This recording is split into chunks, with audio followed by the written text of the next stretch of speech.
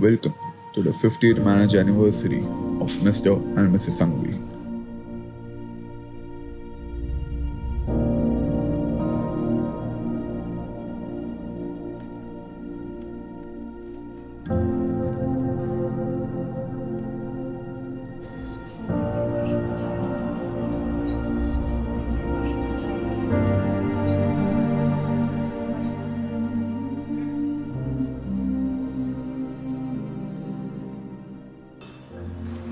चलो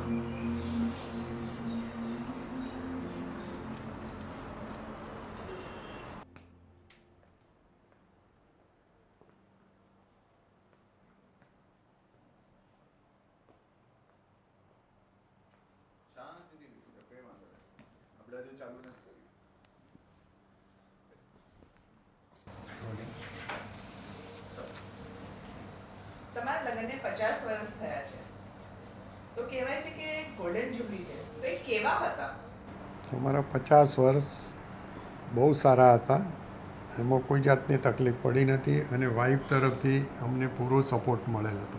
જ્યારે તમે શરૂ કર્યું તો એ વખતે તમને એટલે કેવી રીતના સપોર્ટ કરતા કે તમે એકવાર માટે ઘરનું જ ભૂલીને તમે ખાલી કામ પર ફોકસ કરી શકો? એ વખતે બહુ ડિફિકલ્ટ હતી કારણ કે ભણીને તરત જ મારે કામ કરવું પડતું હતું અને પૂરી ફેમિલીની જવાબદારી મારી ઉપર હતી. એટલે એ જવાબદારીમાં મારે બહુ મહત્ત્વનું કામ કરવું પડતું હતું. એટલે હું ઘરે કામ આપી શકતો નહોતો. એટલે એ બધું કામ મારી વાઈફ કરતી હતી કે એ તરફથી મને વાઈફનો પૂરો સપોર્ટ મળતો હતો. સ્ટાર્ટિંગનો ટાઈમ અમારો સ્ટ્રગલમાં ગયો જ્યારે અમે મેરેજ કર્યા પછી એમણે બી બહુ સ્ટ્રગલ કરી છે અને મેં બી ઘર સંભાળ્યું છે. બંને પોતપોતાની જવાબદારી પોતાની રીતે પૂરી કરી છે અને પાછળથી અમે આમ જોવા જઈએ તો બંને હસી ખુશીથી રાજી ખુશીથી પ્રેમથી જ રહ્યા છીએ. જિંદગીમાં ચડાવ ઉતાર તો આવ્યા છે ઘણા, પણ અમે બંને સાથ ને સહકાર લઈ અને અમે બંને એકબીજાનો સંગાથ રાખીને અમે બધું પાર પાડ્યું છે. અરવિંદભાઈ, તમારે તો અરેન્જ મેરેજ છે તો તમે જ્યારે થઈએ કોઈ જોવા ગયા તો શું વિચારીને ગયા? પહેલાં અમે જોવા માટે ગયા ત્યારે પહેલાં તો કોઈ વિચાર જ નહોતો કર્યો કે મારે મેરેજ કરવાના છે. પણ અમારા મામાનો ફોન આવ્યો કે ભાઈ તમારી ડિમાન્ડ આવી છે માટે તમારે છોકરી જોવા માટે જવાનું છે. એટલે બીજા દિવસે મોટાભાઈએ કહ્યું તું છોકરી જોઈ આવ. એટલે હું અમદાવાદ ગઈ અને છોકરી જોઈ આવ્યો અને પછી મને ગમી તો મેં આ પાડી દીધી. પહેલી જે નોટિસ થઈ કે જે મને ગમતી હતી એ ટાઈપની હાઈટ બોડી બધું હતું. એટલે પછી મારે કોઈ બીજો વિચાર કરવાનો હતો નહીં. એટલે પછી મેં એ ટાઈમે ભણતો હતો અને એ ટાઈમે મેં આ પણ પાડી દીધી. મેં તો બીજું કંઈ મારી ડિમાન્ડ જ હતી. મને એજ્યુકેટેડ છોકરો જોઈતો હતો એટલે મેં તો ખાલી એમનું એજ્યુકેશન જ જોયું છે. બીજું તો ઘર બર તો સમાજનું હતું એટલે બધી ખબર જ હતી કે ઘર કેવું છે ને માણસો કેવા છે. તો મારે બીજું કંઈ વિચારવા નહોતું. મને એજ્યુકેશન ઇમ્પોર્ટન્ટ હતું અને મારે ડૉક્ટર હતું એટલે મારે તો આ જ હતી. તમારી આ 50 વર્ષની લાઈફ એવો કોઈ કિસ્સો કે તમે બહુ જ હસ્યા હો? ત્યારે મોરેશિયસની અંદર પેરાસેલિંગ કરવાનું હતું. તો પેરાસેલિંગમાં મને ડર લાગતી હતી અને વાઈફે કહ્યું કે મારે કરવું છે. તો કીધું તું જા. પણ જ્યારે પેરાસેલિંગ માટે ગઈ ને ઉપર પછી નીચે ઉતરતી વખતે એની પાર્ટનર હતી ને એને જે દોરડું ખેંચવું હોય ને એ અલગ ટાઈપનું ખેંચી દીધું એટલે બંને પડ્યા દરિયાની અંદર. એટલે બધા હસવા લાગ્યા અને પછી દરિયામાંથી બધાએ પકડીને ખેંચીને કાઢ્યા. મને વસ્તુ કે તમારા લગ્ન થયા 75 હા 76. તો એ વખતે એટલે 76 ની પહેલાથી જ તો તમારું નક્કી થઈ ગયેલું. તો એ વખતે તો ફોન હતા નહીં અને ટેલિફોન પર ઘરમાં નહોતા. તો એ વખતે તમે કેવી રીતના મળતા, કેવી રીતના વાતો કરતા? એ વખતે અમે ટેલિફોનથી જ વાત કરતા હતા કે અમારે ઘરે ટેલિફોન હતો એને એમના ઘરે પણ ટેલિફોન છે. તે ટેલિફોન વાતચીત કરતા હતા પણ વાતચીત કરતાં કરતાં એટલી લાંબી વાત કરી નાખી કે પહેલું ટેલિફોનનું બિલ મારી વખતે આવ્યું 3000 રૂપિયા. તો હું તારા મોટા ભાઈને આ કોણે ફોન કર્યો છે? પછી મારે સાચું કહી દેવું પડે કે કંઈક મેં કર્યું. અમે લોકો એકચ્યુઅલીમાં સગાઈ થયા પછી અમે 6 મહિના સુધી ઓનલી લેટર અને ફોન એનાથી જ મળ્યા છીએ. અને પછી ફર્સ્ટ ટાઈમ જ્યારે અમને વેકેશન પડ્યું ને ગામમાં દેશમાં આવે ને ત્યારે મને લેટર આવ્યું કોઈની જોડે કે તું આટલા વાગે પાલનપુર આટલા વાગ્યાની બસમાં પાલનપુર આવશે. એટલે અમે લોકો ગયા પાલનપુર, પણ મમ્મી કહે કે હું તને એકલી ના જવા દઉં. એટલે પછી મેં મારી કઝિન સિસ્ટરને, મારો કઝિન ભાઈ છે ને એ બંનેને જોડે લઈ ગયા, તૈયાર કર્યા, જોડે લઈ ગયા અને પાલનપુર જઈને એ લોકોને આઈસ્ક્રીમ ખવડાવી અને એની સિસ્ટરના ઘેર બીજા ગામમાં મોકલીને અમે 2 જણા પછી એકલા 7 સુધી ફર્યા. એ લોકોને કીધું કે 6 વાગે બસ સ્ટેન્ડ પર આવી જજો. એવી રીતે આપણે પહેલી વખત મળ્યા, પિક્ચર જોયા, હોટલ પર જમ્યા. ફર્સ્ટ ટાઈમ એવી રીતે હનીમૂન કરીને સીધી હું ત્યાં ગામમાં ગઈ અને એ અહીંયા બોમ્બેમાં હતા, એમને એક્ઝામ હતી ભણવાનું. એટલે અમે લગ્ન કરીને બી 6 મહિના સેપરેટ રહ્યા છીએ. અને પછી પ્રેગ્નન્ટ થઈને એના પછી હું મુંબઈ આવી અને પછી અમે મારી લાઈફ ચાલુ કરી. અને વિરદના જન્મ પછી, વિરદના બોર્ન પછી અમારી લાઈફ ચાલુ થઈ અને પછી અમે સ્ટ્રગલ ચાલુ કરીને અમે એમને બહુ સ્ટ્રગલ કરી. એમણે બી બહુ મહેનત કરી, મેં બી મહેનત કરી ને બધું કરીને પાર પડી. એ પહેલા 6 મહિના કેવા હતા જ્યારે આમ તો લોકોના લગ્ન થાય તો પછી તરત સીધા સાસરે જતા રહે કે સાસરવાળા પણ એક્સપેક્ટ કરતા હોય કે બહુ આવવાની છે, પણ આ તો લગ્ન છે અને ખબર પડી 6 મહિનાથી આવું કંઈ થયું જ નથી. એટલે એકચ્યુઅલીમાં મારા સાસુ સસરા દેશમાં જ હતા.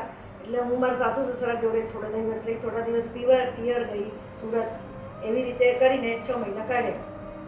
થોડા દિવસ મારા સાસુ સસરા પાસે બી રહી એકલી અને થોડા દિવસ પિયર ગઈ સુરત. તમારી શું એજ હતી જ્યારે તમે કામ સ્ટાર્ટ કરેલું? હું જ્યારે પાસ થયો ને ત્યારે મને 25 યર્સ થયા હતા. પછી ઇમિડિયેટલી 25 યર્સે મેં પાસ થયા પછી દવાખાનું ચાલુ કર્યું. દવાખાનું ચાલુ કર્યું ત્યારે તો ડેન્ટલની અંદર એટલી બધી ડિમાન્ડ હતી નહીં, એટલે દવાખાનું બરાબર ચાલતું નહોતું. પછી એ ટાઈમે મારી જવાબદારી હતી ફેમિલીની, એટલે પછી મેં સવાર 9 થી 12 અને સાંજના 6 થી 9 દવાખાનું ચલાવતો હતો. અને વચ્ચેના ટાઈમે અંદર એ ટાઈમે ડાયમંડ ઇન્ડસ્ટ્રી બહુ ટોપ પર હતી, એટલે પાછું મારું ફ્રેન્ડ સર્કલ પણ ડાયમંડ ઇન્ડસ્ટ્રીઝમાં હતું. એટલે એ લોકોએ મને ફોર્સ કર્યો કે તું બપોરના ટાઈમે આવી જા. 2-4 ફ્રેન્ડ એવા હતા કે મને કે તું આવી જા. એટલે હું ડાયમંડની અંદર ગયો અને ડાયમંડની અંદર થોડા પૈસા કમાયો, અડધો ડાયમંડનો કમાયો, અડધો આની અંદર કમાયો. પછી મેં ડાયમંડની અંદર વધારે કમાવા માટે ડાયમંડની ઘંટી ચાલુ કરી કે જેની અંદર હું આગળ કમાયો તો એ પણ પછી એની અંદર બહુ બદમાશી થવા લાગી કે કારીગરો ડાયમંડ બદલવા લાગ્યા અને આ દગાલ. એની અંદર પછી મેં નુકસાન કર્યું. એ નુકસાન કર્યું એટલે પછી મને લાગ્યું કે ચલો ભાઈ આની અંદર કંઈ એવું છે નહીં. ત્યાં સુધી અમારો મોટો બાબો હતો ને એ ડેન્ટિસ્ટ્રીમાં એને એડમિશન મળી ગયું. ડેન્ટિસ્ટ્રીમાં એડમિશન મળ્યું એટલે મેં એના માટે ડોનેશન આપવા માટે મેં 5 લાખ રૂપિયા તૈયાર કર્યા હતા, પરંતુ એને ફ્રીમાં એડમિશન મળી ગયું એટલે પછી મેં ડાયમંડ છોડી દીધું. અને એ જ ટાઈમે મારો નાનો બાબો હતો ને કે એને કહ્યું કે પપ્પા વધારે નથી પણ 1.5 લાખ રૂપિયા ખર્ચો છે. તો કીધું 1.5 લાખ રૂપિયા જો ખર્ચો હોય તો તું જા. પછી એને મેં 1.5 લાખ રૂપિયા આપ્યા ને એને ક્લાસીસ ભર્યા અને પછી એને ઇન્ટરવ્યૂ આપ્યો વિઝા માટે. તો એ 20 છોકરાઓને ઇન્ટરવ્યૂ આપ્યો તો એની અંદર 5 છોકરાઓ પાસ થયા. અંદર આ નાના બાબાને લક એવા કે એ પાસ થઈ ગયો. પછી મેં એને અમેરિકા મોકલ્યો. પછી હું ત્યાં પલાણની અંદર રહેતો હતો, તે ભાડેની જગ્યામાં રહેતો હતો. પછી ત્યાંથી ભાઈ થોડા પૈસાની સગવડ થઈ એટલે મેં મારા ત્યાં કાંદીવલીને મેં એ બંગલો લીધો. અને બંગલો લીધા પછી ખબર નહીં કે આપણા તકદીર એવા કે ડે બાય ડે ઉન્નતિ જ થતી ગઈ. અને પછી બંગલામાંથી પછી 10 વર્ષ રહ્યા પછી અહીંયા 4BHK જગ્યા લીધી અને અત્યારે શાંતિથી અમે રહીએ છીએ. અને બહુ નાનો છોકરો ત્યાં અમેરિકા રહે છે.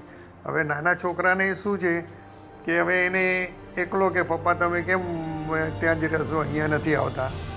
એટલે છેલ્લા 5 વર્ષથી એ દર વખતે ઉનાળે મને ત્યાં જ બોલાવી લે છે. એટલે હું લગભગ ઉનાળાની અંદર 4 મહિના અમેરિકા જ રહું છું અને મને પણ ફાવે છે અને એને પણ ફાવે છે. એ આ રીતે મારી લાઈફ ચાલીને અત્યારે હું રિટાયર્ડ લાઈફ છે મારી. અને અત્યારે હું શાંતિથી જીવું છું. મને કોઈ જાતનો પ્રોબ્લેમ નથી પૈસાનો પ્રોબ્લેમ, નથી છોકરાનો પ્રોબ્લેમ, કે નથી વાઈફનો પ્રોબ્લેમ, કે નથી વહુઓનો પ્રોબ્લેમ. તો આપણે જે રીતના વાત થઈ કે તમારા લગ્નના 6 મહિના થયા, એના પછી 6 મહિના સુધી તમે કોઈ એકલા રહ્યા, તો એ 6 મહિના પછી કઈ એવી પહેલી ટ્રીપ હતી કે જે તમે એઝ અ કપલ સાથે કરી હોય? ક્યાં ગયા હતા જગ્યા આપણે? લીધી ને? કાશ્મીર ગયા હતા ને, મલાડ જગ્યાએ. કાશ્મીર ગયા હતા. કાશ્મીર અમે પછી સાથે ફરવા ગયા હતા. એમના ફ્રેન્ડ છે એક ડેન્ટિસ્ટ, એ લોકો 4 જણ અને અમે 4 જણ કાશ્મીરમાં સાથે ટ્રીપ કરી હતી. કાશ્મીરની ઈચ્છા બી બહુ હતી કે લાઈફમાં કાશ્મીર જવું છે, એટલે પહેલાં કાશ્મીરની ટ્રીપ અમે એરેન્જ કરી હતી. અને એ વખતે આપણી તાકાત બી હતી કે આપણે બધે ફરી શકીએ અને સારી રીતે ફરાય, એટલે કાશ્મીર ગયા હતા. છોકરા કાશ્મીરમાં તમને એવું કંઈક થયું હોય જે તમને એકદમ યાદ રહી ગયું હોય? હા, અમે બધું આફૂસ કેરી બેરી બધું લઈ ગયા હતા. નદીને કિનારે બેસીને બધો ઘરનો નાસ્તો અને કેરી બધી કટ કરીને અમે નદી કિનારે બધી ખાતા હતા ને એ બધું બેસીને એન્જોય કરતા હતા. નેચર સાથે સ્કેઇંગ કર્યું હતું બરફમાં. પછી 2015માં ફૂલ ફેમિલી, બંને છોકરાઓ અને અમે 10 જણા, 9 જણા અમે ફૂલ ફેમિલી અમે અહીંથી યુએસ ગયા. અને આ વિરાજને એ લોકો 4 જણ પાછળથી આવ્યા. 2015માં અમે ટ્રીપ કરી, કઈ શું કહેવાય, અલાસ્કા ક્રૂઝની ટ્રીપ કરી, નોર્વેજિયન ક્રૂઝ કરી. મારી ઈચ્છા હતી કે ફેમિલી સાથે જાઉં, કે હવે આટલા દિવસ તો હું એકલો ફરું છું, પણ હવે ફેમિલી સાથે જાઉં ફરવા માટે. અને બાબો ત્યાં કહેતો હતો કે તમે આવો આપણે બધા જઈએ. એટલે ત્યાં અમે ન્યુયોર્ક ગયા, ન્યુયોર્કથી સિએટલ ગયા અને ત્યાંથી અમે ક્રૂઝ કરી. તે 12 દિવસની ક્રૂઝ હતી. એ ક્રૂઝમાં બહુ મજા આવી હતી. નોર્વેજિયન ક્રૂઝ હતી અલાસ્કાની. તો એ ક્રૂઝની અંદર બહુ હતી.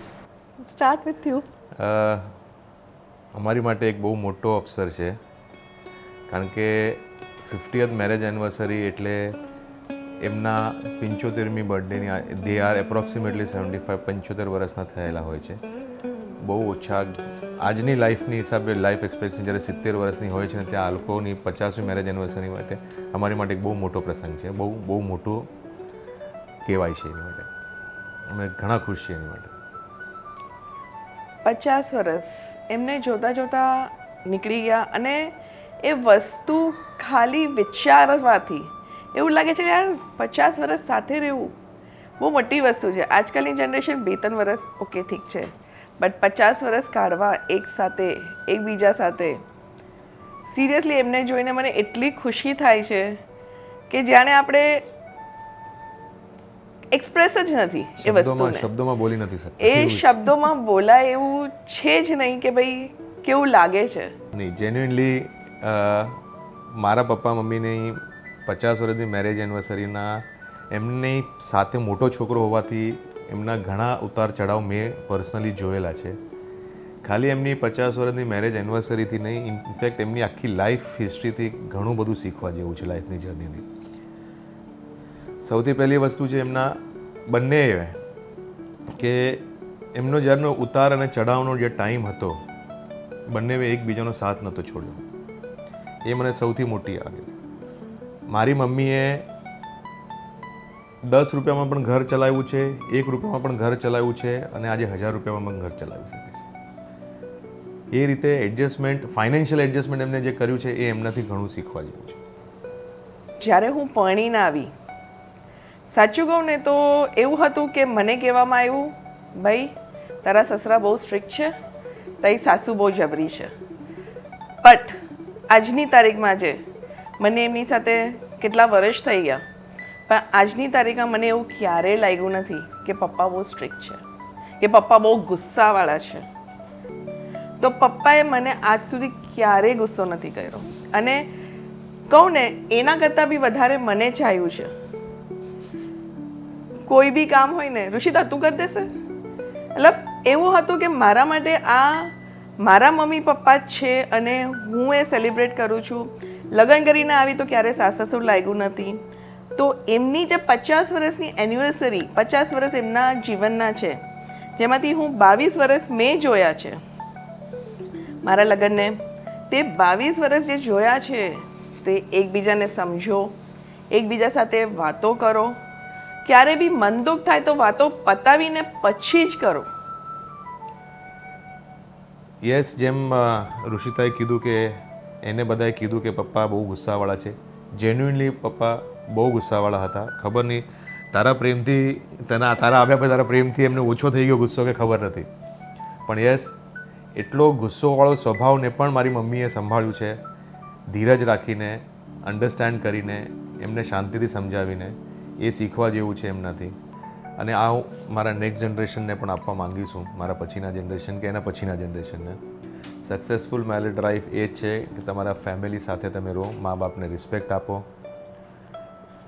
એકબીજા સાથે હળીમળીને રહો, થોડું કમિટમેન્ટ, એડજસ્ટમેન્ટ, કોમ્પ્રોમાઇઝ એ બધું બંને સાઈડથી થવું જોઈએ.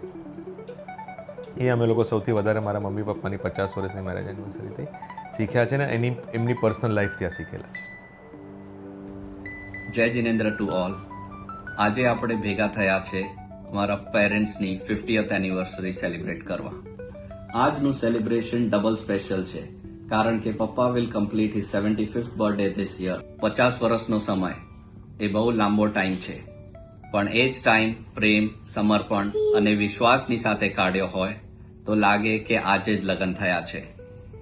પ્રેમની વાત કરું તો ફૂલ પોઈન્ટ્સ મારી મમ્મીને જાય છે. પપ્પા પ્રેમ કરે પણ બતાડે નહીં, અને મમ્મીએ બતાડ્યા વગરનો પ્રેમ સમજીને મલ્ટીપ્લાય કરીને પૂરી ફેમિલીને પાછો આપ્યો છે. So full points to mamma for that. મને સ્ટાર્ટિંગમાં મમ્મી પપ્પા સાથે વધારે ટાઈમ સ્પેન્ડ કરવા મળ્યો નથી કારણ કે લગ્નના 2 વીકમાં જ હું ન્યુયોર્ક જતી રહી હતી. પણ છેલ્લા 4 વર્ષથી મમ્મી પપ્પા 4-5 મહિના ન્યુયોર્ક રહે છે. ત્યારે મને ફીલ થાય છે કે મેં શું મિસ કર્યું છે. પપ્પા મમ્મી, તમે અમારી ફેમિલીને પૂરી કરો છો અને we really miss you when you are not there. તમારું ફ્યુચર જનરેશનને શું મેસેજ હશે લગ્નને રિલેટેડ, જિંદગીને રિલેટેડ? કેમ કે તમે ડાઉનફોલ જોયું છે, તમે ગ્રોથ જોયું છે, તો તમારો શું મેસેજ હશે? તો મારે એક તો મેઇન કે મા બાપનું રિસ્પેક્ટ કરવાનું. બીજું, દોસ્તારો બનાવો એ સમજીને બનાવવાનો, કે પછી દોસ્તારની પાછળ ગમે તેમ દોડવાનું નહીં. પછી તમે જે બી ખર્ચો કરો કે ગમે તે કરો ને એ પણ સમજીને કરવાનું. એકચ્યુઅલી અને સહનશીલતા અત્યારે બંને બંનેમાં સહનશીલતા ઘટી ગઈ છે. કોઈનામાં સહનશીલતા નથી, છોકરામાં બી નથી ને છોકરીમાં બી નથી. એટલે સહનશીલતા બધામાંથી જ ઘટી ગઈ છે. એટલે એકચ્યુઅલીમાં આ લોકોના મેરેજ લાઈફ બહુ ચાલતા નથી. એટલે નેક્સ્ટ જનરેશનને મારો મેસેજ તો એટલો જ છે કે જે કરો એ સાથે મળીને કરો, થોડી સહનશીલતા કરતાં શીખો અને એડજસ્ટ કરતાં શીખો. મેઇન એડજસ્ટમેન્ટ મેઇન છે. બંનેને લાઈફમાં એડજસ્ટમેન્ટ તો કરવું જ પડે. તમે સમજો એને છોડીને બીજું પાત્ર લેશો તો બીજું પાત્ર બી તમને સેટ થશે કે નહીં થાય પ્રોબ્લેમ છે. એટલે જે છે એને ટકાવી રાખવાનું ને એડજસ્ટ કરતાં શીખો કે મને આ મળ્યું છે ને મારા નસીબમાં આ પાત્ર છે તો મારે એ પાત્રને બંને એકબીજાને એડજસ્ટ થવાનું છે, તો જ તમારી લાઈફ આગળ ચાલે, નહીં તો ના ચાલે.